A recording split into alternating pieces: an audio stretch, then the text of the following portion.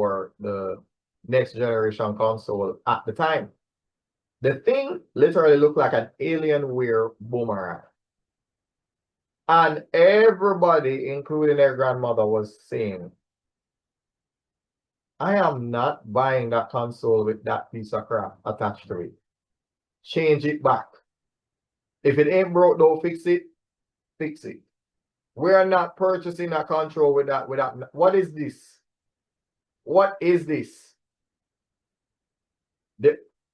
I swear to you, I mean, apart from the fact that the console was outrageously expensive, I think at retail price when it launched, started at maybe 600 or 700, as in 699. So people are like, one, that's too expensive. That's the first thing. Secondly, that controller, just throw it away. Throw away that. Yeah, man. Yeah, man. Dash with that. Yeah, man. Dash with that. Dash with that. Dash with that. Because what are we doing? No. I bring that up because that's how I feel about the other whiteboard feature that exists on Zoom. I prefer the classic, right? So the classic PlayStation controller, yes. Give us the classic. I don't want that new garbage that you're trying to sell me. I don't want that. So the analog controller that we got in the form of the PlayStation 1 and the PlayStation 2, yeah. They revised it so that it looked a lot more like that. And the PlayStation 4 did a little bit more than what they did before. But it's the same layout, same. Because, I mean, that was your model.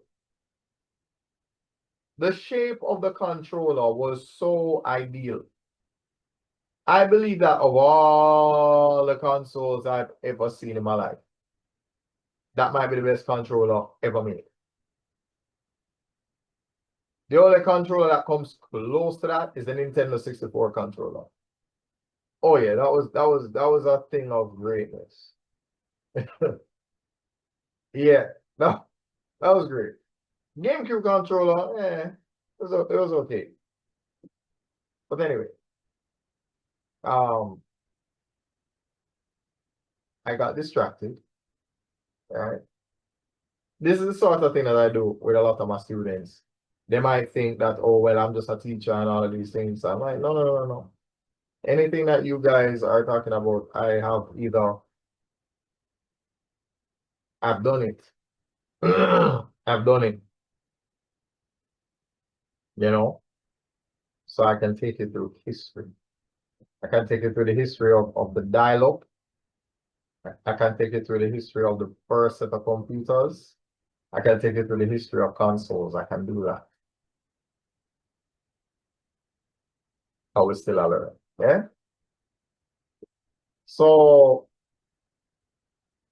I want to lead by example, and as a result of that, I need to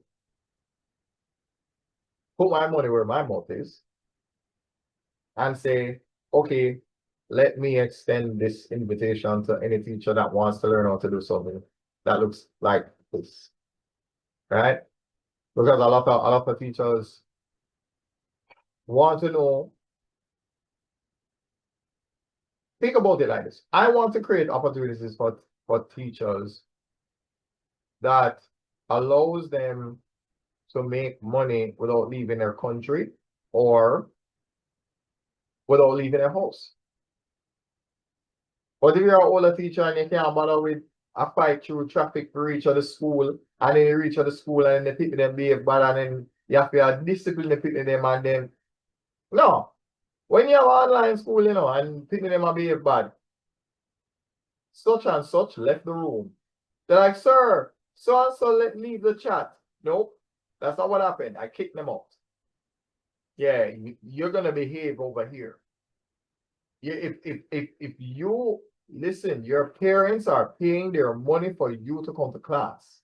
So you see, if you're coming here and you act a fool, watch it.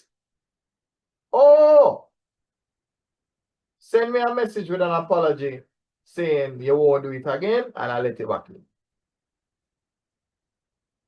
If it happens one more time, I am not letting you back in. Yeah. This way, you cut out all of the disciplinary nonsense. All this foolishness where you have to put up with where Pitney in front of you and them might do all manner of evil. And you say, oh, you think I saw it go? Watch. Oh, you won't learn today. You won't learn today. We're going Kevin Hart here. So therefore, that's what we are here to discuss. Yeah, we still learn how to provide the alternative. Right? Because who wants to spend the rest of their life going into classroom after classroom experiencing the same crap? Don't get me wrong, you'll do it for a time. But when enough is enough and you've had enough, yeah, it's time to fall back. So